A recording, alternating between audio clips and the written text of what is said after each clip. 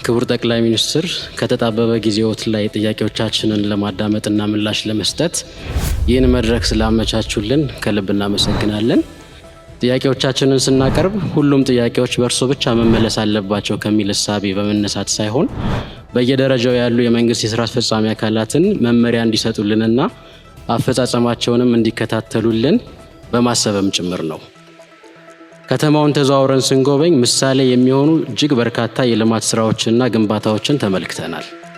በዚህ አንጻር የጤና ተቋማትንም ለተገልጋዮችና ለባለሙያዎች ምቹ እንዲሆኑ ለማስቻል አዳዲስ ግንባታዎችም ሆኑ የነባር ግንባታዎች እድሳት ለመሰረታዊ የሕክምና አገልግሎትና ለየጤና ተቋማቱ ደረጃ በሚመጥን ልክ ምቹ የህሙማን መኝታ ክፍሎች፣ የባለሙያ መመገቢያን፣ ጾታን ያማከለ ማረፊያ፣ መታጠቢያና ሌሎች መገልገያ ክፍሎችን አካተው ለጤና ተቋማት ግንባታ ልዩ ስልጠናና ልምድ ባላቸው የዲዛይንና የኪነ ህንፃ ምህንድስና ባለሙያዎች በሚዘጋጅ ወጥ መመዘኛዎች መሰረት በአገር አቀፍ ደረጃ የሚገነቡበት ስታንዳርድ ቢዘጋጅ ቢቻል ይህን ስራ የሚሰሩ ባለሙያዎችንም በአገር ውስጥ የሚሰለጥኑበትን መንገድ ቢኖር።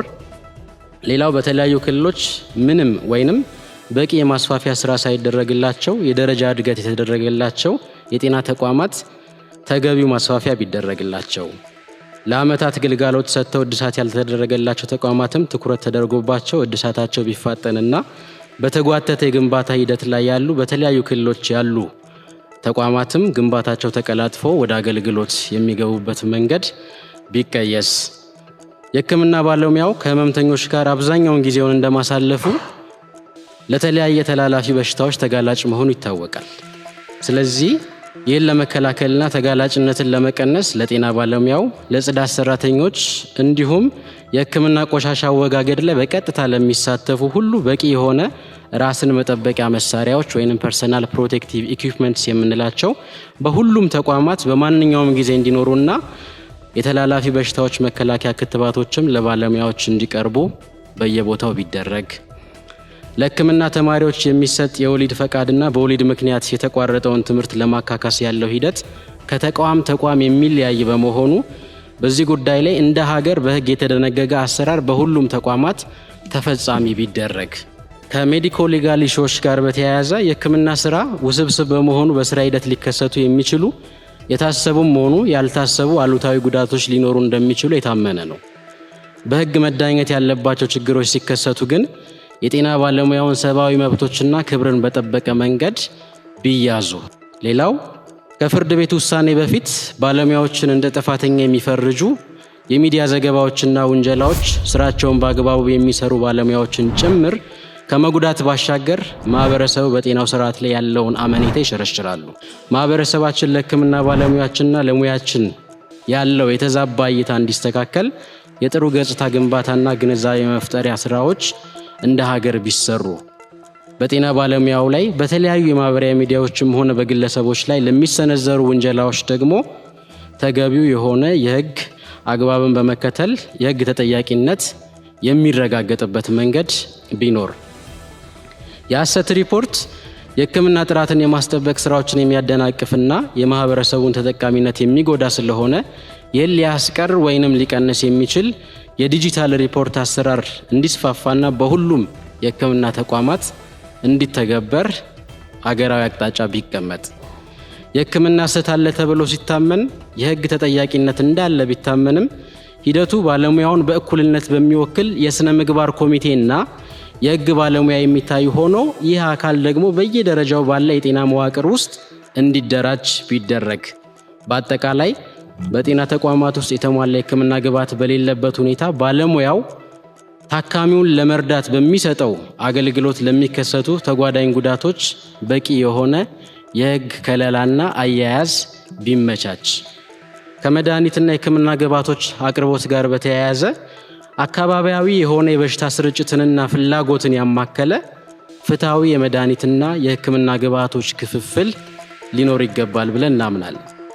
የኢትዮጵያ የመድኃኒት አቅራቢ ኤጀንሲ በበቂ ሁኔታ የጤና ተቋማትን ፍላጎት ማሟላት ላይ ውስንነቶች ስላሉበት አቅሙ የሚጠናከርበት አሊያም ደግሞ ተወዳዳሪ አቻ ተቋማት የሚደራጁበት መንገድ ቢመቻች። ወራትን የሚወስደው የመድኃኒትና የሕክምና ግብዓቶች የግዢ ስርዓትም ሂደቱን በሚያፋጥን አሰራር የሚተካበት መንገድ ቢኖር፣ ጤና ተቋማት ከውስጥ ገቢያቸው ላይ በቀጥታ የመድኃኒትና የሕክምና ግብዓቶች ግዢ እንዳይፈጽሙ ማነቆ የሆነው የተወሰነ የገንዘብ መጠን ጣሪያ አሰራር ማስተካከያ ቢደረግበት ከውስጥ ገቢ አንጻር ማለት ነው።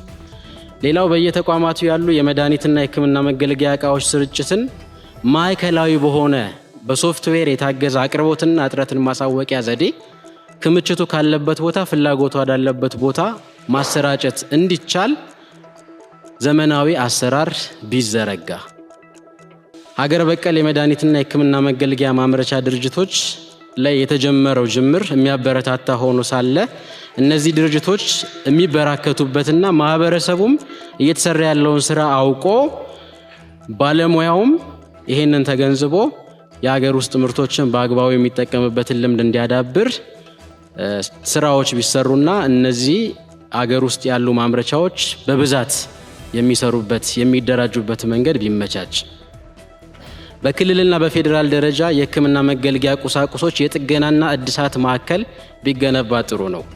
በአጭር ጊዜ አገልግሎት ብቻ ከስራ ውጪ የሆኑ የሕክምና መገልገያ ዕቃዎች በፍጥነት ወደ ስራ የሚያስገባና በብዙ ሚሊዮኖች የሚቆጠር የመንግስትን ወጪ ከብክነት ሊታደግ የሚችል አሰራር ሊሆን እንደሚችል ይሄን እናምናለን።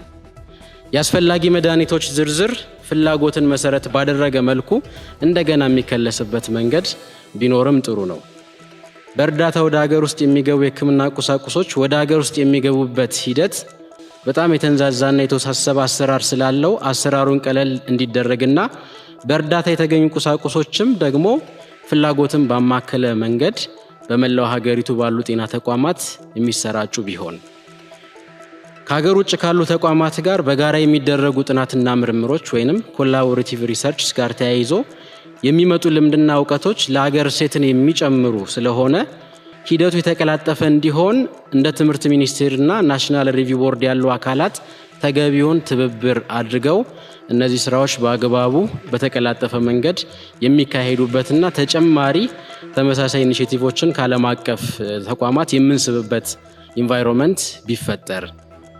ሌላው ከክፍያ ነፃ በሚሰጡ አገልግሎቶች ላይ ክፍያዎች ሊተኩ የሚችሉበት ግልጽ የሆነ አሰራር ስለሌለ ተቋማት ከሌላ አገልግሎት የሚያገኙትን ገቢ ወደ ነፃ አገልግሎቶች ድጎማ ይወስዳሉ።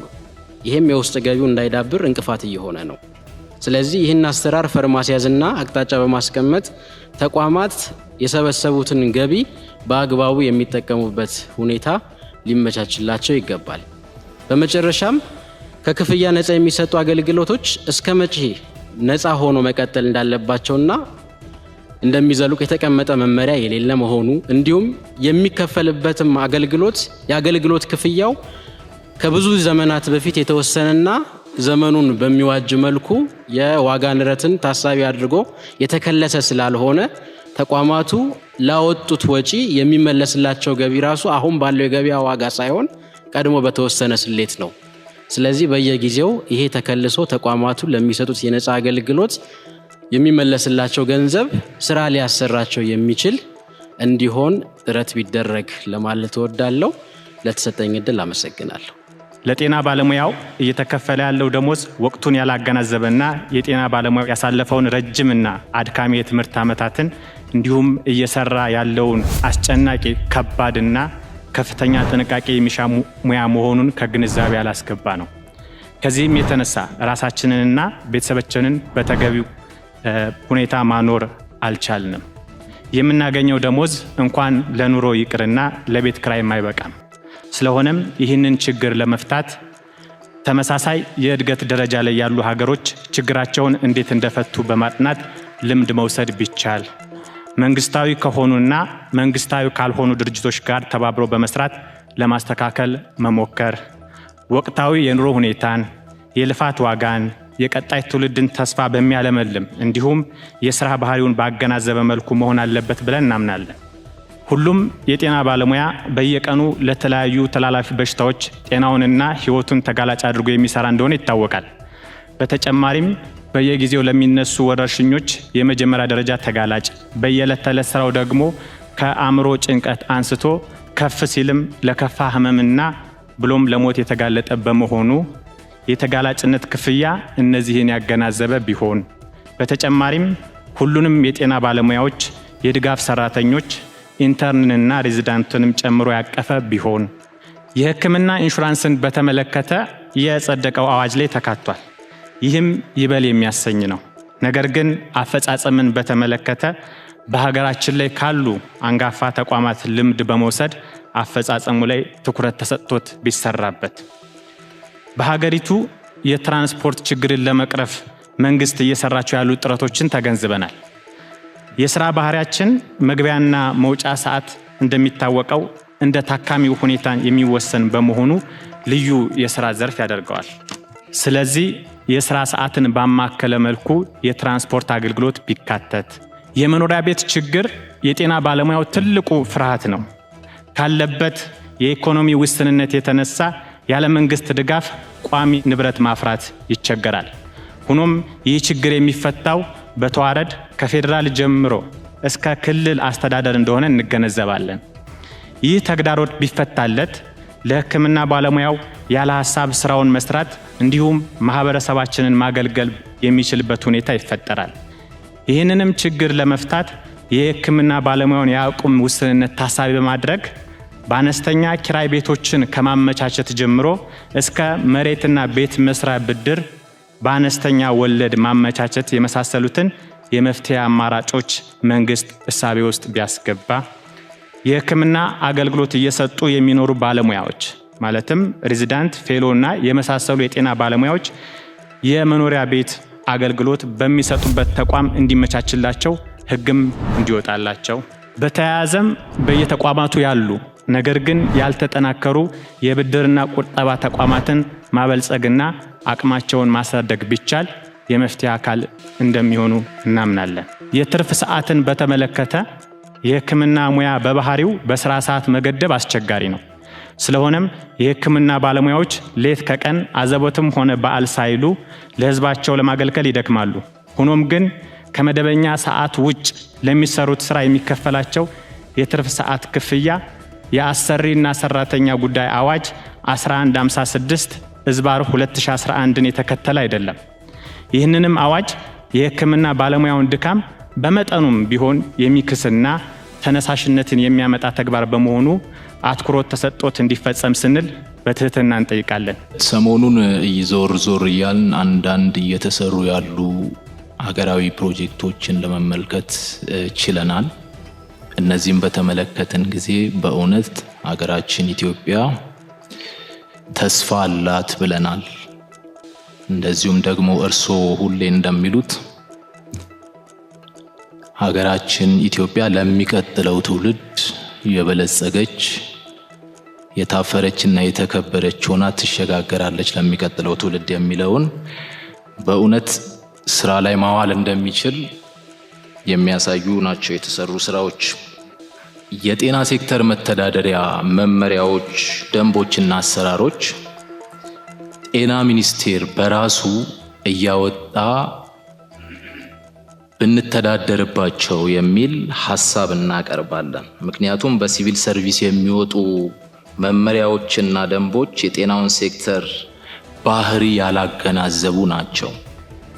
ስለዚህም የጤና ሚኒስቴር ነፃነት ኖሮት የሴክተሩን መመሪያዎች፣ አሰራሮችና ደንቦች ማዘጋጀት እንዲችል የሕግ ማዕቀፍ ቢዘጋጅ የሚል ሐሳብ ነው።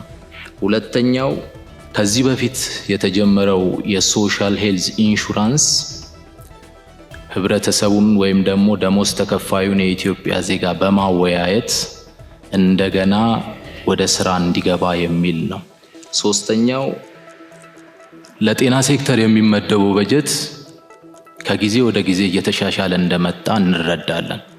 ነገር ግን እየተሻሻለ የመጣው ይሄ የጤና በጀት አሁን ካለው የገበያ ኢንፍሌሽን የመድኃኒትና የሕክምና መሳሪያዎችን ለመግዛት ከሱ ጋር ትንሽ የተጣጣማ አይደለም እና በጊዜ ሂደት ወደዛ ብንሄድ የሚል ሐሳብ እናነሳለን።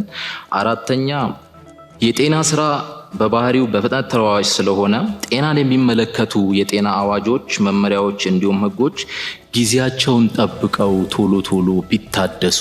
አምስተኛው የጤና ተቋም ኃላፊዎች በተለይም ደግሞ በጤና ጣቢያና ሆስፒታሎቻችን የሚመደቡት ሜሪትን ቤዝድ ባደረገ ግልጽ ውድድር ተደርጎበት ከጤና ባለሙያዎች መካከል እነዚህን የጤና ተቋማት ያሳድጋሉ፣ ይለውጣሉ የሚባሉ ሰዎች ቢመደቡና ቢያስተዳድሯቸው የሚል ሐሳብ ነው። በመጨረሻም ሆስፒታሎቻችን በቦርድ ነው የሚተዳደሩት። ነገር ግን አሁን ያለው የጤና ተቋማት ቦርዶች አባላት ተደራራቢ የህዝብና የመንግስት ኃላፊነት ባላቸው ሰዎች የተወከለ ስለሆነ ጊዜ ሰጥተው ሆስፒታሎችን ለመከታተልና ወሳኝ ውሳኔዎችን ለማስተላለፍ ትንሽ አስቸጋሪ ሆኗል። ስለዚህ የሆስፒታሎቻችን የቦርድ አደረጃጀቶች እንደገና ቢከለሱና ቢታዩ የሚል ሐሳብ ነው። አመሰግናለሁ። ከተለያዩ የጤና ባለሙያዎች በየደረጃው ከተነሱ ጥያቄዎች መካከል ሙያና የትምህርት እድልን ያካተቱ ጥያቄዎችን ቀጥሎ አቀርባለሁ። ተወዳዳሪ የሆነ የጤና ሙያተኛን ከማፍራት አንጻር ይህ ኃላፊነት የተሰጣቸው ተቋማት ማለትም ማስተማሪያ ሆስፒታልና ኮሌጆች በአስተዳደር፣ በአቅርቦት፣ በባለቤትነትና በቴክኖሎጂ መመዘኛዎች እየታዩ ቢደራጁና ወጥነት ያለው አሰራር ቢጠቀሙ። በሁለተኛ ደረጃ የጤና ባለሙያውን የስራ ተነሳሽነት ከሚያበረታቱ ነገሮች መሃል የትምህርት እድል፣ ስልጠናና የስራ እድገት ናቸው።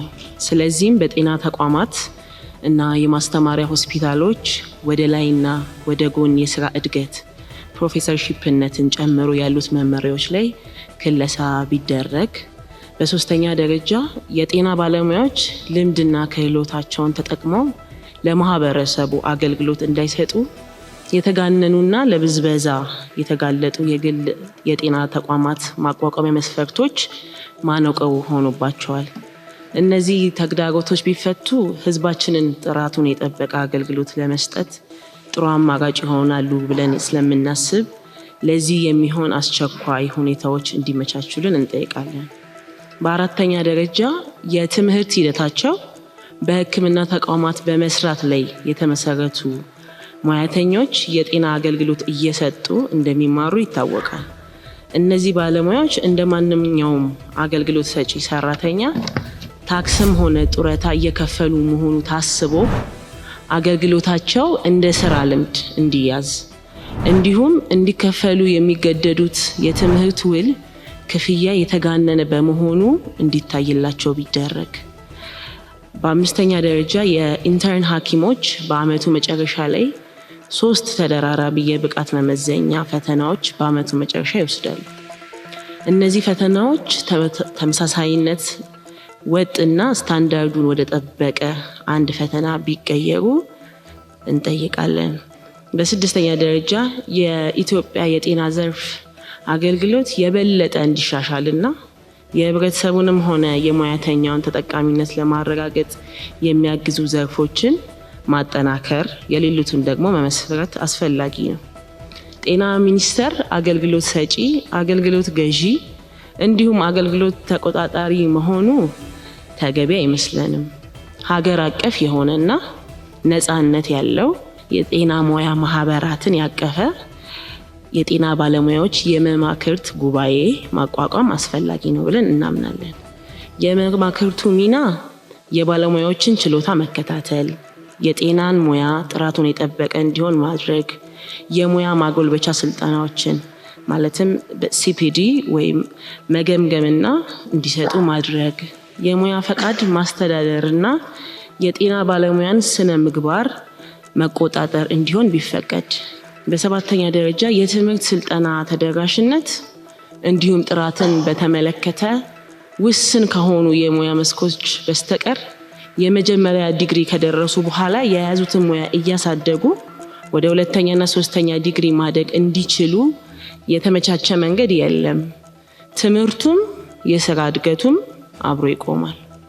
ይህም ብዙ ባለሙያዎችን ከዘርፉ እንዲወጡ የበኩላቸውን ድርሻ እንዳያበረክቱ ያደርጋል።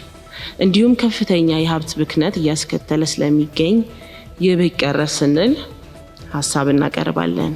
ከዚህ በተጨማሪ ወደ ድህረ ምረቃ ትምህርት ለመግባት የስራ ልምድ እንደ አስገዳጅ መመዘኛ ባይታይ፣ በስምንተኛ ደረጃ መንግስት እየተገበረ ያለውን የዲጂታል ትራንስፎርሜሽን ስራዎች እጅግ በጣም የምናደንቅ ሲሆን ይህ መልካም ተሞክሮ ከጤና ዘርፍ ጋር በሚጣጣም መልኩ ወቅቱ የሚጠይቀውን ቴክኖሎጂ በመከተል ሕክምናን ከማዘመን አንጻር በቴክኖሎጂ የታገዘ የሕክምና የክህሎት ማጎልበቻ ማዕከል ማለትም ስኪል ላብ ተቋቁሞ እውቀትን ክህሎትን ለማሳለጥ የተሻለ ባለሙያ ለማምረት ቢቻል ሀገራችንን በአፍሪካ ከሚገኙ የሕክምና ትምህርት መስጫ ተቋማት የላቀች በማድረግ የትምህርት ቱሪዝምን ማስፋፋትና የውጭ ምንዛሬውን ማሳደግ ይቻላል ብለን እናምናለን።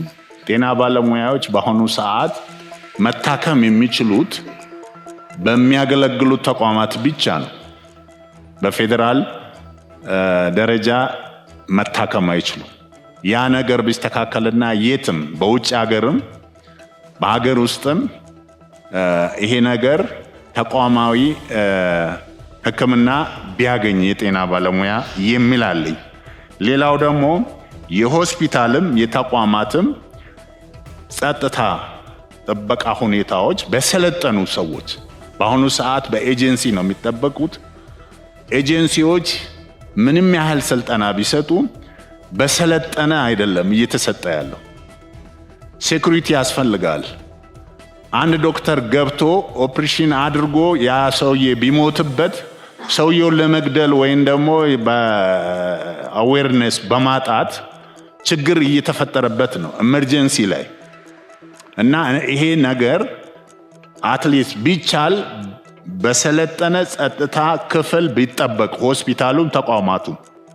ሌላው በኢፓደሚክ በሽታዎች የሞቱ በኮቪድ ማለት ነው ወንድሞቻችን አሉ። እነኛ ወንድሞቻችን ቤተሰቦቻቸው በአሁኑ ሰዓት ምን ላይ ነው ያሉት? የት ነው ያሉት? ስለዚህ በየቦታው ደግሞ ችግር ላይ ያሉት አሉ።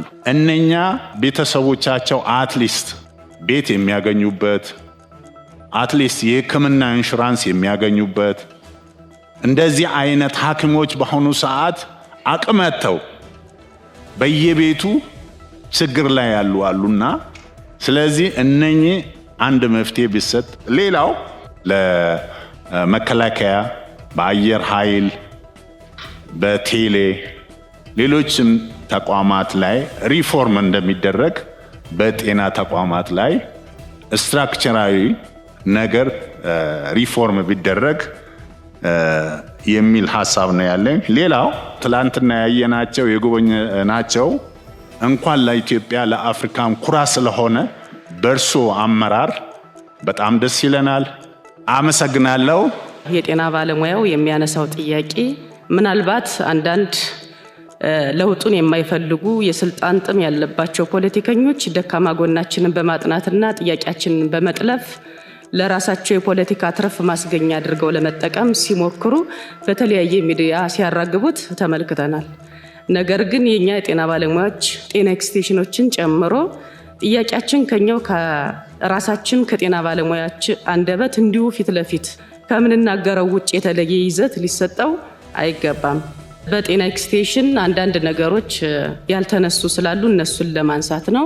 ከዚህ በፊት ላይ የወጡ የተለያዩ መመሪያዎች የወረዱ ስለ ጤና ኤክስቴንሽን የተሻለ የኛም ሞራል ከፍ የሚያደርጉ የተጀማመሩ እንትኖች መመሪያዎች አሉ። በተለይ በጤና ኤክስቴንሽን ከደረጃ 4 ወደ ዲግሪ በፋሚሊ ሄልዝ የተጀማመሩ እንትኖች ነበሩ። እሱ አሁን ቆሟልና ምናልባትም መቆሙን ብቻ ሳይሆን ተነስቷል ከላይ እስከታች በሚል ግን ብዙውን ጊዜ በሆስፒታልና በጤና ጣቢያ ሙያተኞች የጤና ኤክስቴንሽኖች ጥያቄ እየተዋጠብን ስለሆነ ጤና ኤክስቴንሽኖች ላይ ትኩረት ተሰጥቶ እንዲሰራ ስለመፈልግ የተጀማመሩት የትምህርት እድል አሁን ላይ ስለሌሉ እነሱ የሚቀጠልበትን ሁኔታ ቢያመቻቹልን እላለሁ። ሁለተኛ ምናልባትም የሚሰጡ የትምህርት እድሎች በየክልሉ የሚመጣው ኮታ በጣም አነስተኛና ዝቅተኛ ነው። ሌላው ደግሞ ጤና ኤክስቴንሽኖች ተምረው አፕግሬድ አድርገው ከተመለሱ በኋላ ያቀጣጥር ወይም ያመዳደብ ስርዓቱ ላይ ምናልባትም መሻሻል ቢኖረው ነው የምለው። ሌላው ደግሞ ምናልባት የተጋላጭነት ጤና ኤክስቴንሽን ማለት ራሷ ሐኪም፣ ጤና ኤክስቴንሽን ማለት ራሷ ጽዳት፣ ጤና ኤክስቴንሽን ማለት ራሷ ላቦራቶሪ እና ራሷ ሐኪም ሆና በመሰራበት ለሷ የሪስክ ክፍያ ላይ ከባለሙያው ስለሚዋጥብን ከባለሙያው በተለየ መልኩ እሱ ላይ ትኩረት ተሰጥቶ ምናልባት ክቡር ጠቅላይ ሚኒስትር ቢያዩልና ሌላው ደግሞ ምናልባት ጤና ኤክስቴንሽኖች ላይ የዝውውር ነው። ከወረዳ ወረዳ መመሪያ የለንም። ምናልባትም ካለ ያልተተገበረ ክልል ላይ ወይም ዞን ላይ ከሆነ እሱንም ትኩረት እንዲሰጡልን ነው። አዲስ አበባ ውስጥ ዞረን እያየን የነበረው ጉብኝት እውነት ለማውራት ለካ ሀገራችን እየለማች ነው። ሀብት አለን፣ አቅም አለን፣ መስራት እንችላለን።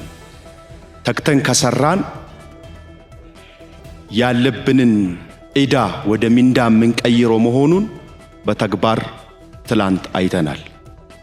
እንዲሁም ደግሞ ሰርቶ ማሳየት የሚችል መሪ ጠቅላይ ሚኒስትራችን ሳላደንቅ ማለቴ ቅር ይለኛል።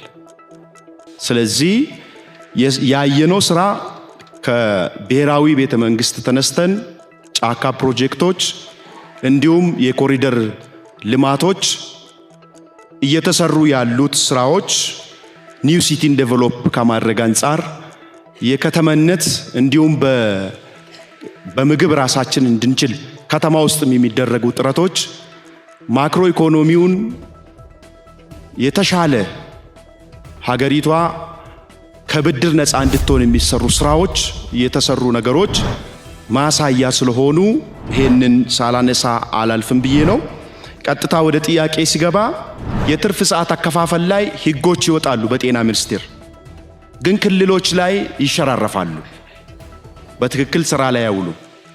ለምሳሌ የናይት ዲዩቲን ክፍያ ባነሳ 15 ሰዓት አንድ ሰው 11 ተኩል ገብቶ ጧት እስከ 2 ሰዓት ተኩል የሥራ ማዱ ላይ ሲገኝ 7 ሰዓት ብቻ ነው የሚከፈለው። ሌሎች ክልሎች ላይ 15 ሰዓት 16 ሰዓት ነው የሚከፈለው። ስለዚህ ወጥ የሆነ መመሪያ ሲወርድ በተመሳሳይ መልኩ ስራ ላይ ማዋል ላይ ችግር አለ።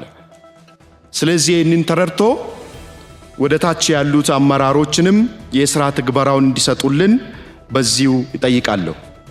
ሌላው የትምህርት ዕድልን በተመለከተ አብዛኛው በር ተከፍቶ ያለው ከዲግሪ በላይ ያለው፣ ከዲግሪ በታች ያሉት ሰራተኞች የትምህርት ዕድል እያገኙ አይደለም፣ በጣም ጥቂት ነው።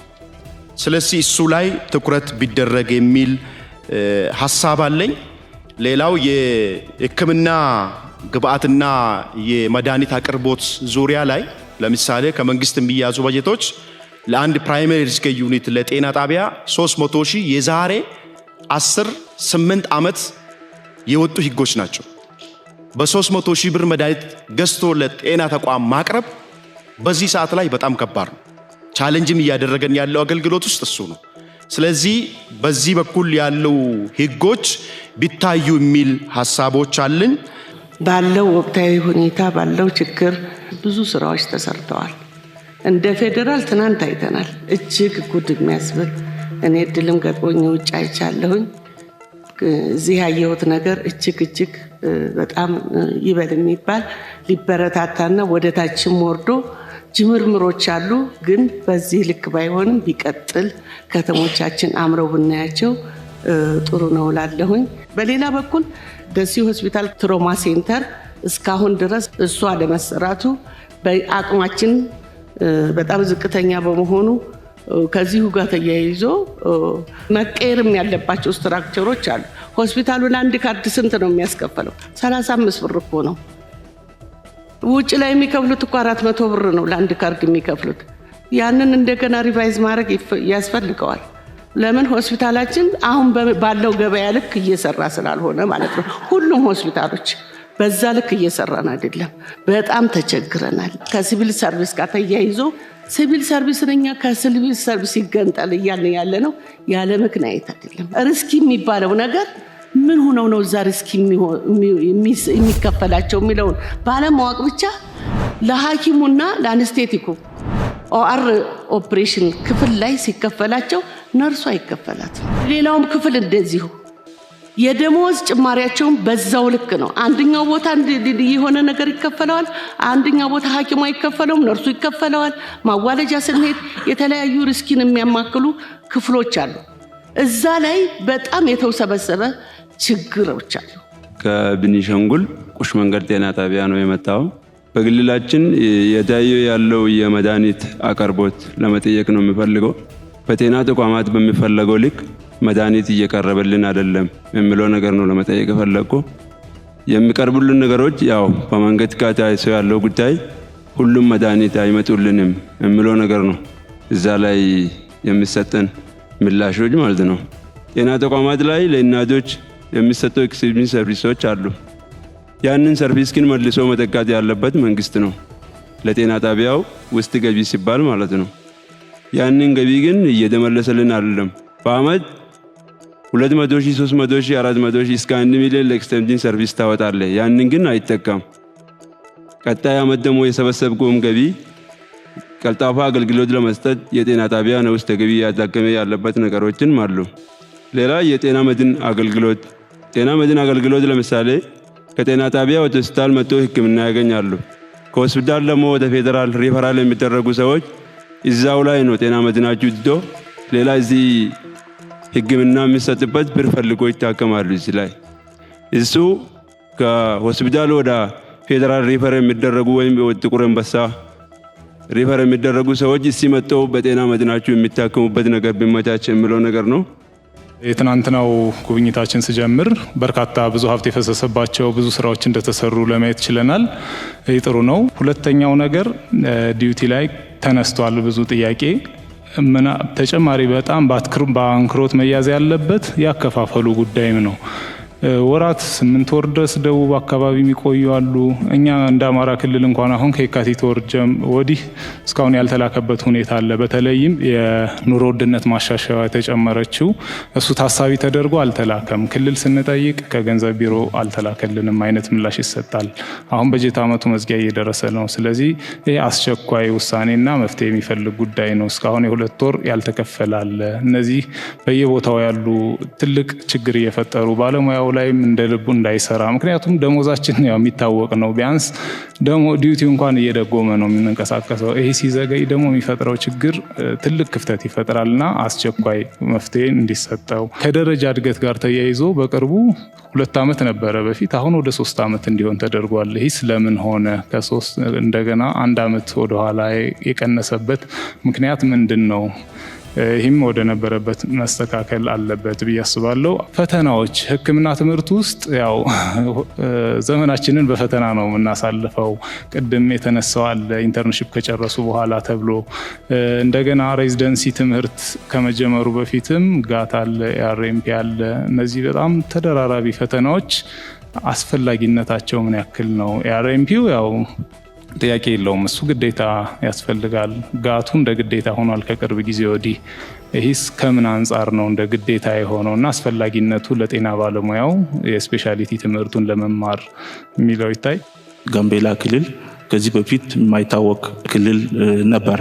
ክልሉ በአገሪቱ የሚወሰኑ ውሳኔዎች ተሳታፊው አልነበረም። ግን በብልጽግና መንግስት አስፈጻሚ እንዲሆን ተደረጎ ክልሎች ጋር የራሱን ችግር በየመድረኮቹ እርሱ ባሉበት እየተናገሩ የሚደመጥበት ሁኔታ ተፈጥሯል።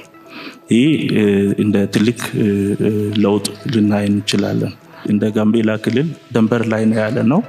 ከጎናችን ያለችዋ ደቡብ ሱዳን ናት። ሬፉጂ ወይንም ስደተኞቹ በጋምቤላ ክልል ሆስት እየተደረጉ ነው የሚገኘው። እንደ ክልል ደግሞ ይህንን ስደተኞችና ያለውን የራሱን ማህበረሰብ ማስተናገድ የሚችል የሕክምና ተቋም የለም። ያም ደግሞ እንደ ችግር ታይቶ ምናልባት ይህንን በደንብ ከእንደገና ብናይ እና የክልሉ አቅም እንዲደገፍ የተሻለ ተቋም እንዲኖራቸው እንዲሁም በክልሉ ዩኒቨርሲቲ ስላለው በዩኒቨርሲቲ ደረጃ የሚደረጉ የሕክምና ተቋማቶች ስላሉ ያንን በክልሉ ተመሳሳይ አገልግሎት እንዲደረግ የሚችልበት ሁኔታ ቢፈጠርልን የሚል ጥያቄ ለማቅረብ ነው።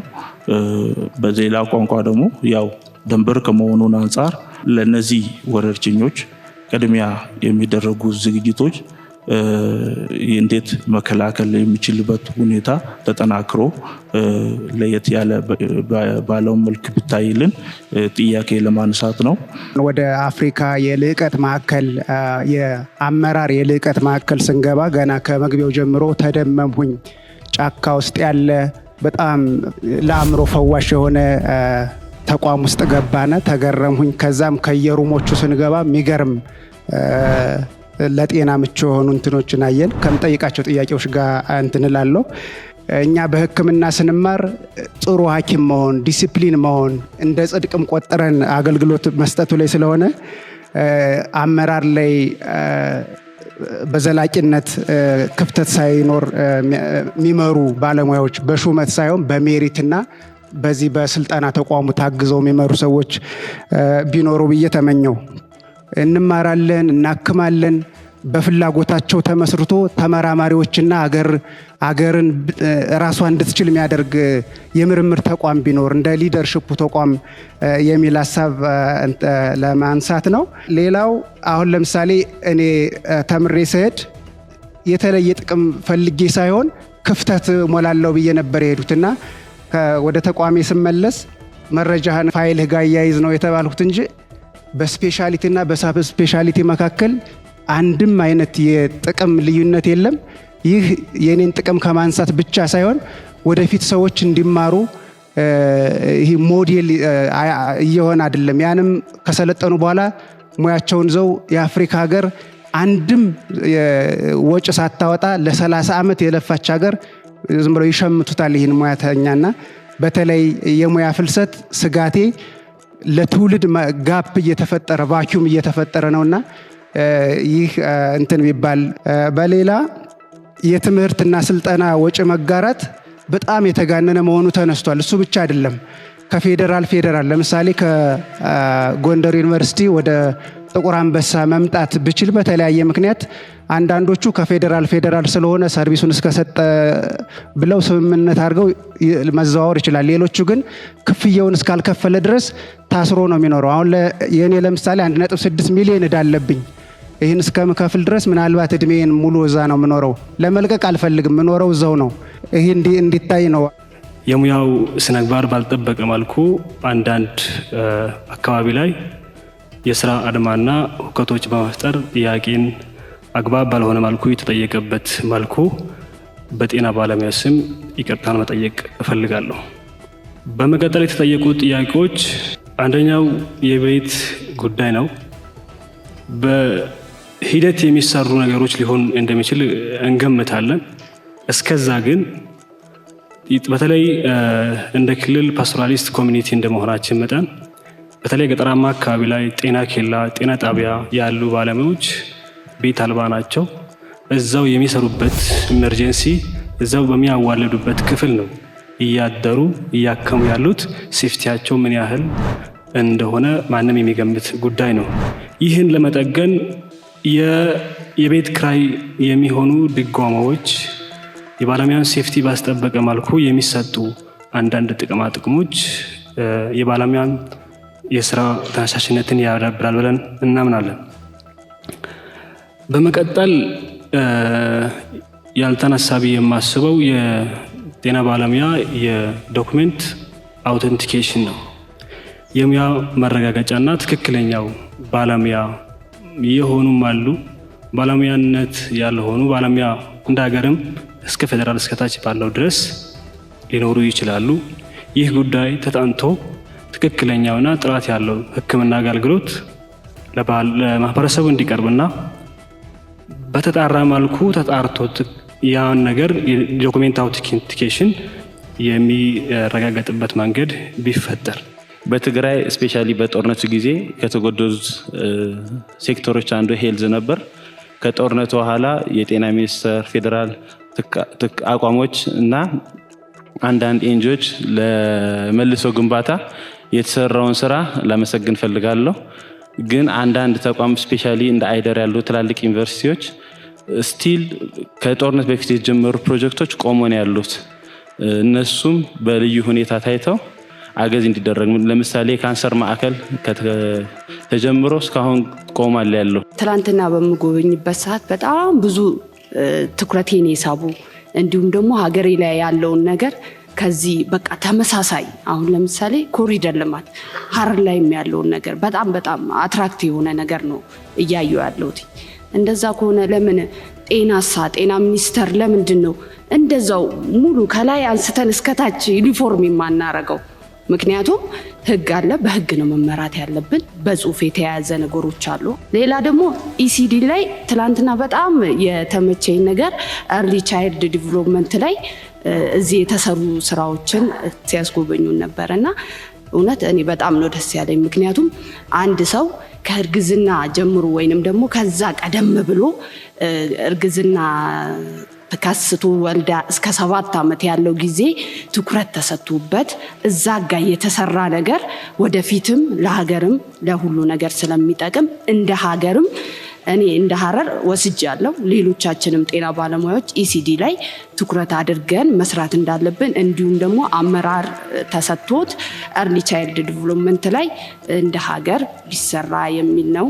ጤና ባለሙያ ማንኛውም ሰው ክብር እንደሚፈልገው ዩኒፎርማችንን በጣም ነው የምንወደው። ለዛም ነው እየለፋንም ያለ ነው። ያቺ ነገር ብትስተካከል የሚል ነው። አንደኛ ጥያቄው የጤና ባለሙያ ምደባን በተመለከተ ከዚህ በፊት በአገር ደረጃ ነበር። በተለይ ከመንግስት ዩኒቨርሲቲ የሚመረቁ ባለሙያዎች በጤና ሚኒስቴር ነው የሚመደበው። ይህን የሚያነሳበት ምክንያት እኔም የዛ ውጤት ስለሆንኩ ነው ማለት ነው። እኔ አሁን ዛሬ ከደቡብ ነው የመጣሁት።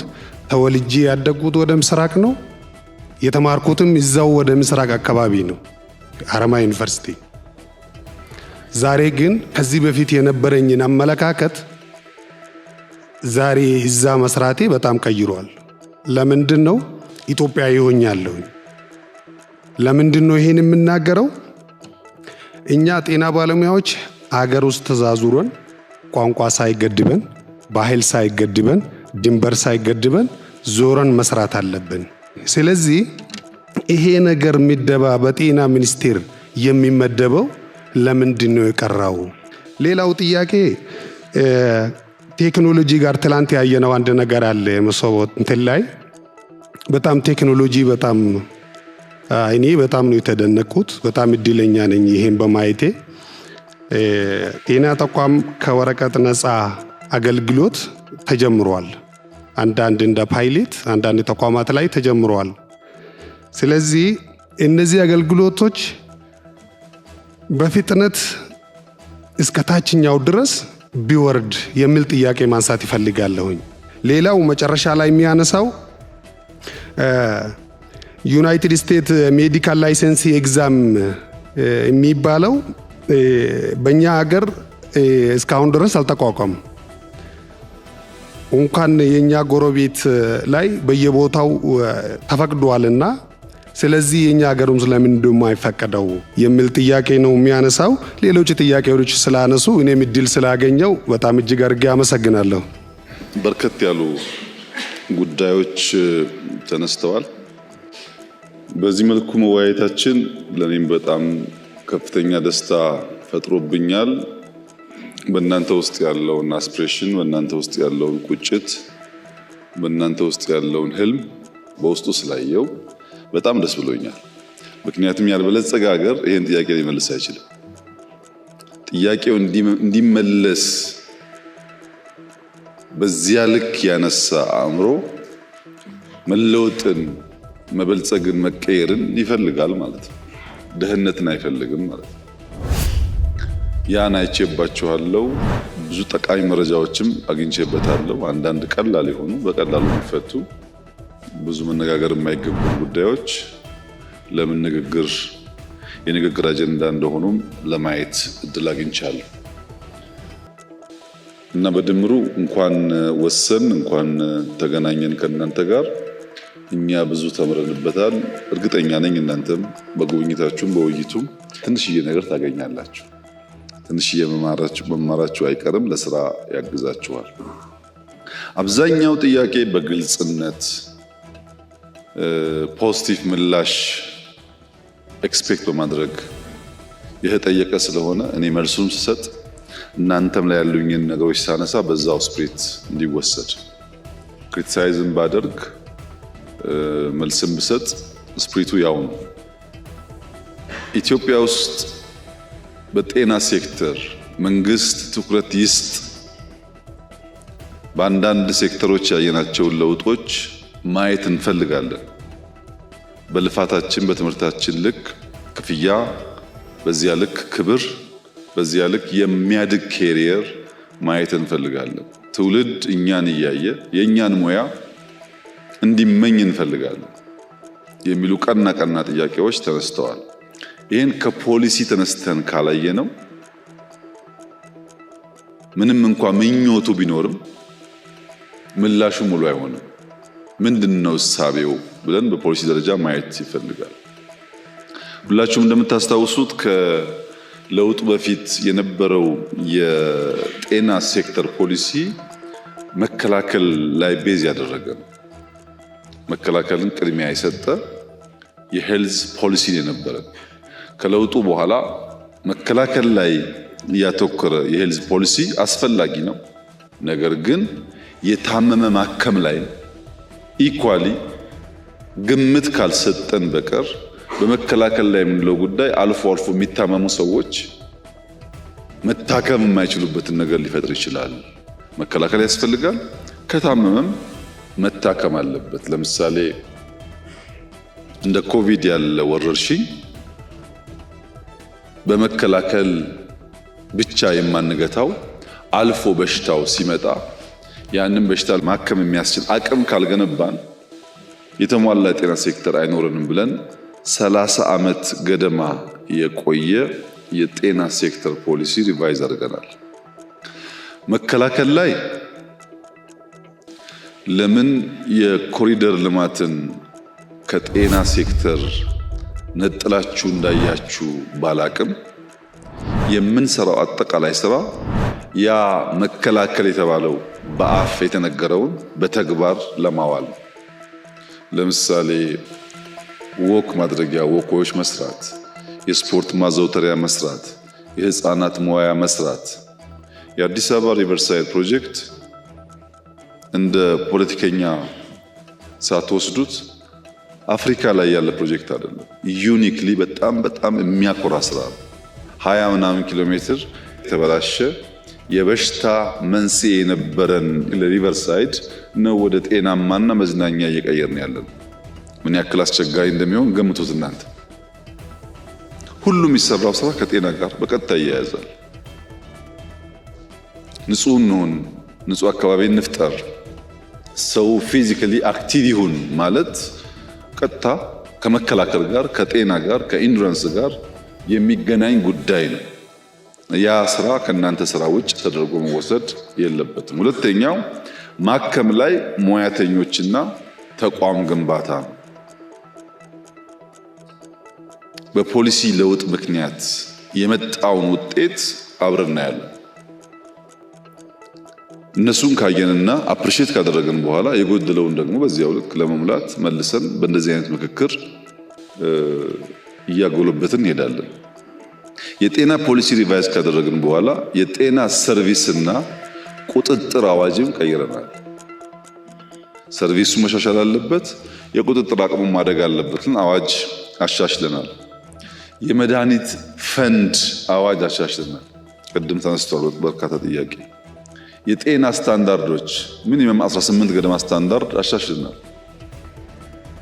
በህግ ማዕቀፍ ውስጥ ፖሊሲው፣ አዋጆች፣ ስታንዳርዶች መሻሻል አለባቸው የሚል የጸና እምነት ኖሮን በህግ እነዚያ ጉዳዮች እውቅና እንዲያገኙ አንድ ስቴፕ ተጉዘናል።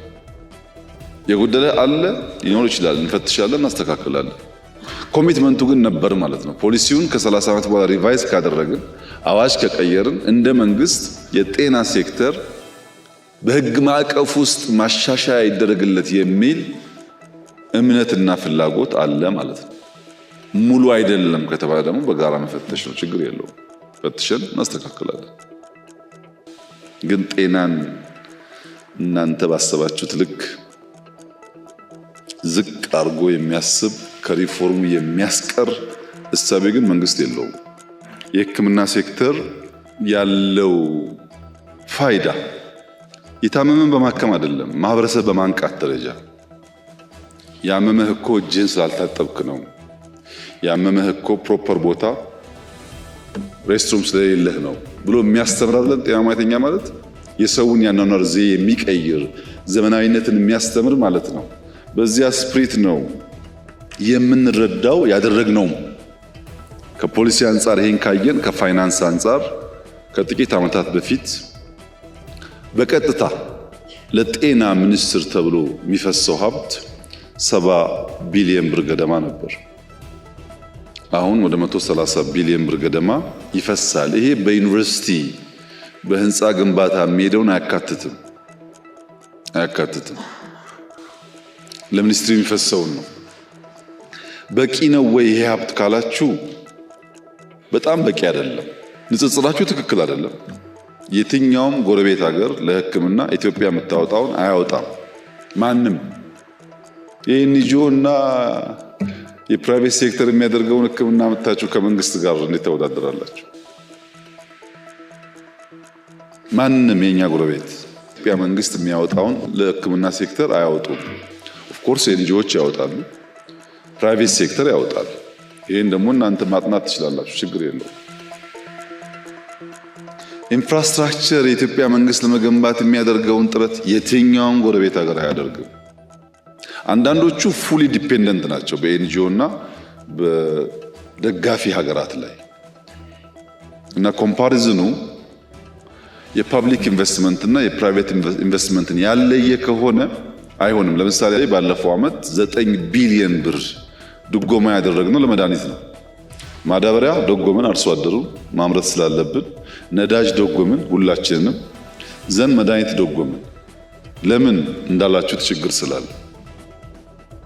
በዚህ ዓመት ቅድም እንዳነሳችሁት አንዳንድ ሼኮች ስላሉ በጀታችንን ስናይ የሕክምና ሴክተር በደጋፊዎች እጅ መሰብሰብ ምክንያት እንዳይስተጓጎል በሚል ትንሽ ጠርቀም ያለ ነገር ለማድረግ ሞከርን ባለው አቅም ማለት ነው። እና በጀት አድጓል። ያደገበት ልክ ከኛ ዲማንድ አንጻር ግን ገና ነው። ያደገበት ልክ ፕራይቬት ሴክተሩንና ሌሎቹን በማንቀሳቀስ ያለው ውስንነት ደግሞ አጠቃላይ ኢንዱስትሪው የተሟላ እድገት እንዳይኖረው አድርጓል። ይህን ተቀብለን ስናበቃ ነገር ግን አይበቃም። ምናከመው እኮ ከ100 ሚሊዮን በላይ ህዝብ ነው። በሚሊየንስ ይተኛል ሕክምና። አንዳንዱ ታሞ መጥቶ መድኃኒት መግዣ የለውም ብቻ ሳይሆን ምግብ የለውም። እኛ እኮ ምግባችን እናካፍለዋለን። ኢትዮጵያውያን ስለሆን ሲቸገሩ ስናይ ዝም አንልም የሚለው ፔን ይገባኛል። በየቀኑ የምትሉት ከሚያለቅስ ሰው ጋር ስለሆነ ምንም ጫና የለውም ብዬ አራክሻ ላይ ይህንን የምንጋራበት መንገድ ግን አንዱ ፕሪፈረንስ ነው፣ ምርጫ ነው። የእናንተ ፕሪፈረንስ የሰውን ችግርና ስብራት መጠገን ነው። እርካታችሁ ይመጣውም ከዚያ ነው። አንድ ታማሚ ገብቶ ሲድንላችሁ ነው እንጂ እርካታችሁ ያ ታማሚ በሰጣችሁ ጉርሻ አይደለም። ይሄ ችግር አለ። ይህንን ችግር የችግሩም የመፍትሄውም ባለቤት ነን ብለን ካላሰብን በቀር አንድ ሰው ጋር ወስደን ጥያቄውን ብናመጣ ብዙ መፍትሄ አያገኝም። እና ፋይናንሻሊ ለውጦች አሉ፣ እያደገ ደግሞ ይሄዳል። ለምን በሄልት ሴክተር ያለው ፋይናንስ ያለው እድገት ሊፍሮግ አላደረገም? ለምን ኢንክሪመንታል ሆነ ካላችሁኝ በኋላ በአንዳንድ ፋክቶች አሳያችኋል። ከፋይናንስ ቀጥሎ ፖሊሲ ነግሬያችኋለሁ፣ ዘንድ ፋይናንስ ነው። ቀጥሎ ኢንፍራስትራክቸር ነው። ኢንፍራስትራክቸር በሁለት ይከፈላል፣ የመንግስትና የግል። በመንግስት ባለፉት ጥቂት ዓመታት እንዴት እንዳያችሁት ባላቅም በሺህ የሚቆጠር የጤና ተቋማት ግንባታ እድሳት ተካሂዷል። በሺህ የሚቆጠር 350 ጤና ኬላ ተሰርቷል። ከዚያ በላይ ነው። 100 ገደማ ጤና ጣቢያዎች ተሰርተዋል። ከዚያ በላይ ነው። 190 ገደማ ሆስፒታል ተሰርቷል። ስፔሻላይዝ ያደረጉ ደግሞ 11 ገደማ ተሰርተዋል። 15 ላቦች ተገንብተዋል። ያልነበሩ በየአካባቢ ያለውን ልዩ ልዩ ዳታ አናላይዝ አድርጎ የበሽታን ትሬንድ የሚያሳዩ ላቦች ተገንብተዋል። 1800 ገደማ የጤና ተቋማት ማስፋፊያና እድሳት ተደርጓል። ተስፋፍቷል፣ ታድሷል። ከ1000 በላይ የጤና ተቋማት ውሃ የሌላቸው የሶላር ሲስተም የሌላቸው ገብቶላቸዋል። ከ1000 በላይ ባለፉት ጥቂት ዓመታት በድምሩ ከ6000 በላይ አዳዲስ ጤና ጣቢያ፣ ጤና ኬላዎች፣ ሆስፒታሎች ተገንብተዋል፣ ታድሰዋል፣ ተስፋፍተዋል። ምን አለ 6000 20,000 ቢሆን ያላችሁኝ እንደሆነ የኔም መሻት ነው። ምንም አልተሰራም ካላችሁ ግን ትክክል አይመጣም። ብዙ ኢንፍራስትራክቸር ላይ ኢንተርቪን አድርገናል። የመንግስት ኢንተርቬንሽን እንደ ኢትዮጵያ በጣም ጠንካራ የሆነባቸው ሀገራት ካልሆኑ በቀር ሌሎቹ ጋር እንደዛ አይነት ነገር አይታይም። ለምሳሌ የስራ አካባቢ ጽዱና ምቹ እንዲሆን እንፈልጋለን። አንዲት ሲስተር ከሐረር ያነሳችው ሰሙዌር ያየነው ጉዳይ እኛም ጋር እንዲሆን እንፈልጋለን ያለችው ጉዳይ በጣም ትክክለኛ ሐሳብ ነው። ጥቁር አንበሳ ያላችሁ ታስታውሳላችሁ። ለመጀመሪያ ጊዜ ከዚህ ቢሮ እድሳት በኋላ የጀመርኩት ጥቁር አንበሳ ነው። ራሴ ሄጄ ማለት ነው። ፕራይቬት ሴክተር አስተባብረን ወስዶ እንዲያድስ ግለሰቦች ጨምረን ማለት ነው። የኔ ስራ መንገድ ማሳየት ነው። አንድ ሆስፒታል መጥቼ ጽዱ መሆን አለበት፣ ሰራተኞች በረፍት ጊዜያቸው የሚቆዩበት ቦታ ያስፈልጋቸዋል፣ ንጹህ ሬስትሩም ያስፈልጋቸዋል ካልኩ በኋላ መልቲፕላይ ማድረግ የሴክተሮች ስራ ነው እንጂ መጠበቅ የለባችሁም እኔ እንድቀጥል። ሕክምና ኢትዮጵያ ውስጥ እንዲለወጥ ያለኝን ቅናት ነግራችሁ አልችልም። የፍላጎት ችግር ፈጽሞ የለም። የአቅም ውስንነት ችግር ግን አለ። የአቅም ውስንነቱ የሚመነጨው የጤና ተቋማት አሁን ኢትዮጵያ ውስጥ ከ22,000 በላይ ናቸው። የመንግስት 22,000 ጤና ተቋም ቤቱን እንኳን እናድስላችሁ አስቡት ምን ያክል ኮስት እንደሚያደርግ። እነዚህ ተቋማት መስፋት ባለባቸው በጣም ጽድት ብሎ መስራት ባለባቸው ደረጃ አልተሰሩም። ነገር ግን አስፍተናቸዋል። የነበረው ቁጥር በጣም በከፍተኛ ደረጃ አድጓል። እኔ ስመጣ የጤና ሙያተኞች ኢትዮጵያ ውስጥ 219,000 ነበሩ። አሁን ሰው አይቀጠርም፣ ሰው አይማርም ምናምን ብላችኋል። ባለፉት 6 ዓመታት ግን ከ520,000 በላይ ሆኗል። ከእጥፍ በላይ ጨምሯል። 6 ዓመት እኮ ነው ጊዜው። ከፈለጋችሁ ኮቪድን ቀንሱ፣ ጦርነቱን ቀንሱ፣ ምናምን ቀንሱ፣ ያንሳል ጊዜው። ከእጥፍ በላይ ባለፉት 6 ዓመታት ካደገ በሚቀጥለው 6 ዓመታት ደግሞ የት እንደርሳለን?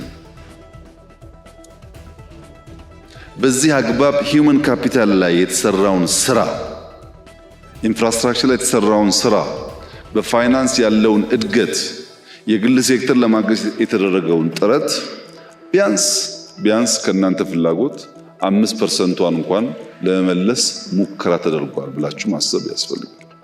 የግል ሴክተር በሚመለከት በ2013 የዛሬ 3 ዓመት ተኩል እንደዚህ ገደማ ኢትዮጵያ ውስጥ 15,000 ነበር የግል ሴክተር።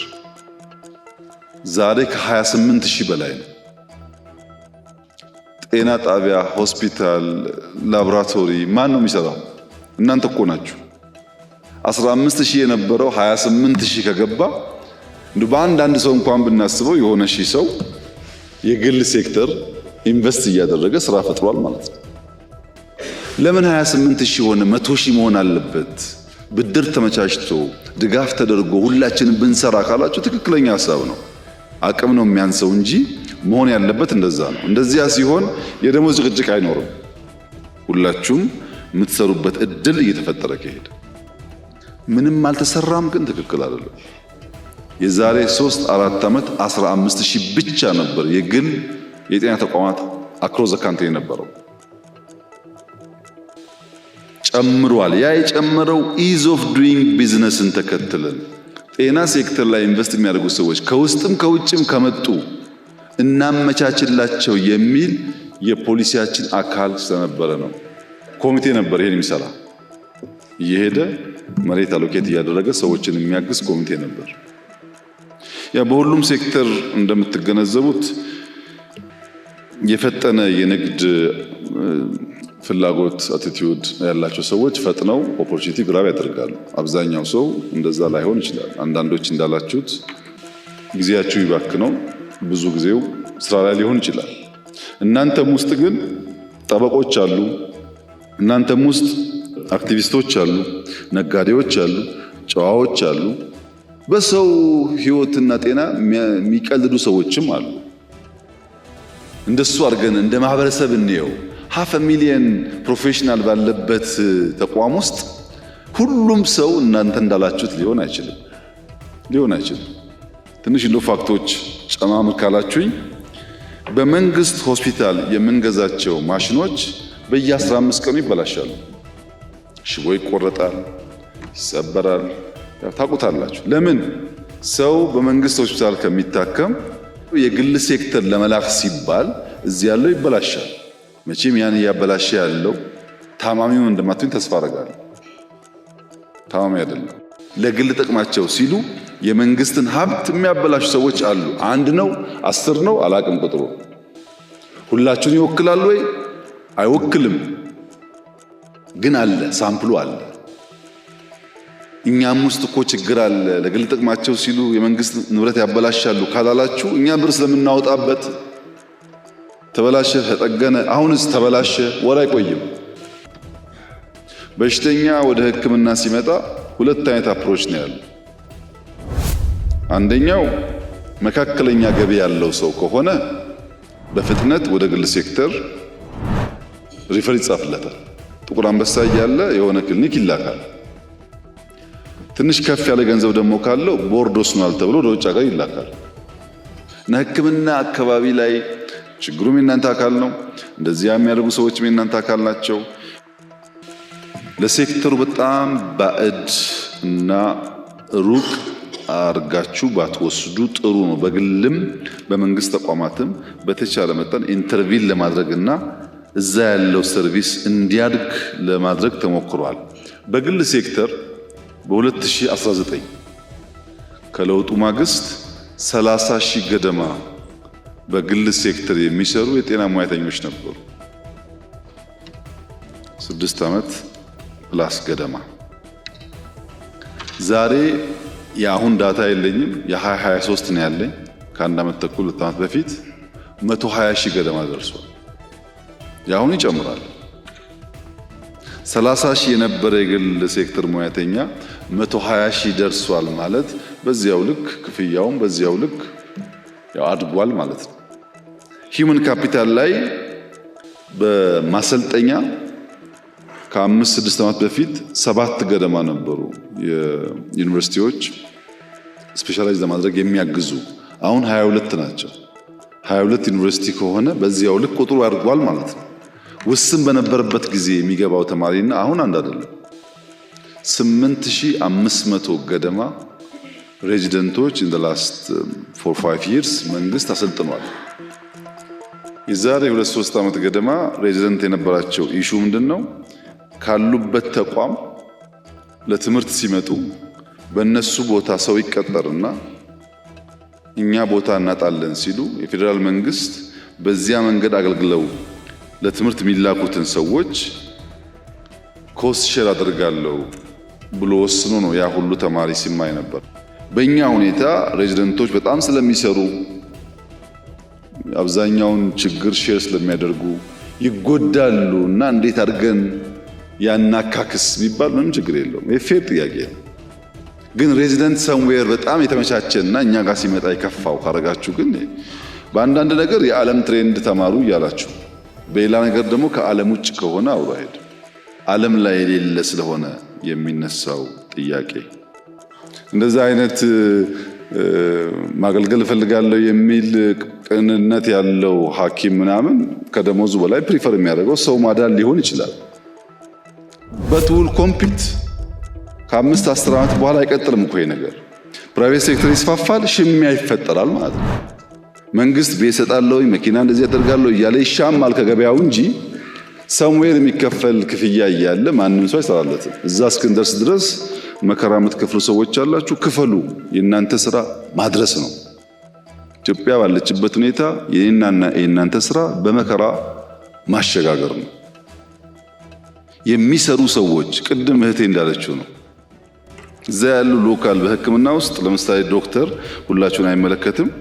አንድ ፔሸንት መጥቶ ቪዚት አድርጎ ይሄን አርጊ ብሎ ሄዶ ሊሆን ይችላል።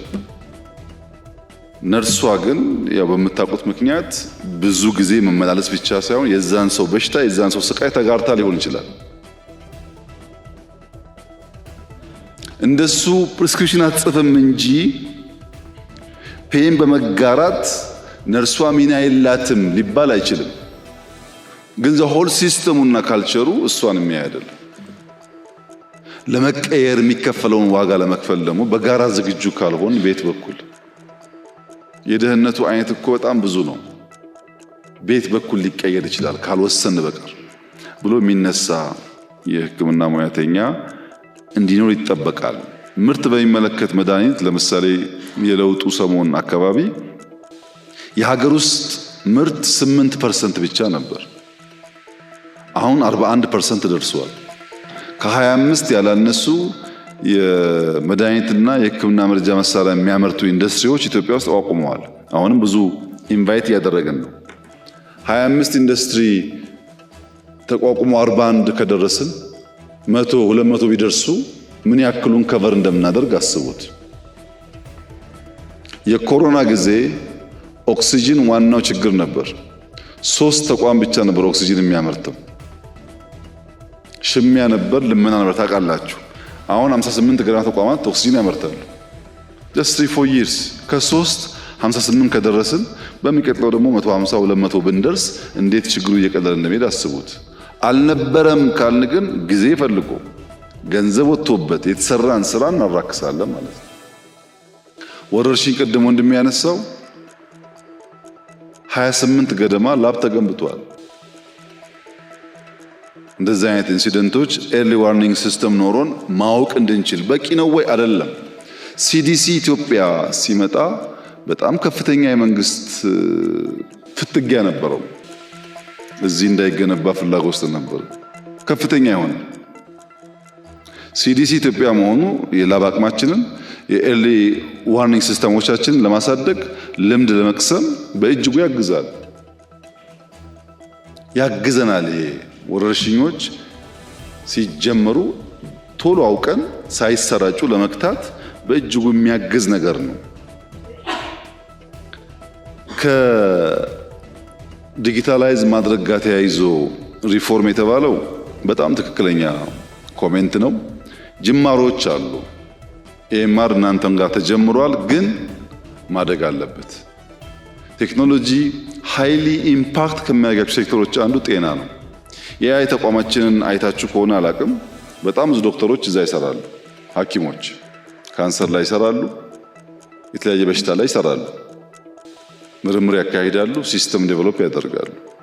ጠቅላላ ኢንዱስትሪው ዲጂታላይዝ ይሁን ሞደርን እናርገው የተባለው ፈልገን ሳይሆን ግድ ነው። ካላደረግነው ስለምንቸገር የጤና ዳታ በጣም ኤክስፔንሲቭ ነው።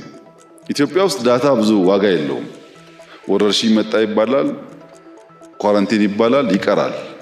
የሆነ በሽታ ይመጣል፣ ይቀራል። ግን ያ ዳታ ቢሰበሰብ ያ ዳታ አናላይዝ ተደርጎ መድኃኒት የሚፈጠረው ዳታው ብቻ ይሸጣል ለሚመራመር ሰው።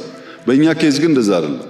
በወረቀት ተከምሯል በየቦታው፣ ናሽናል ክላውድ የለም።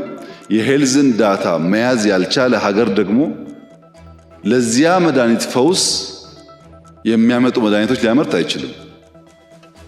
ሌሎች ኤንጂኦዎች ለምንድን ነው አፍሪካ ላይ የሚረባረቡት ካላችሁ ያን ዳታ ፍለጋ ነው።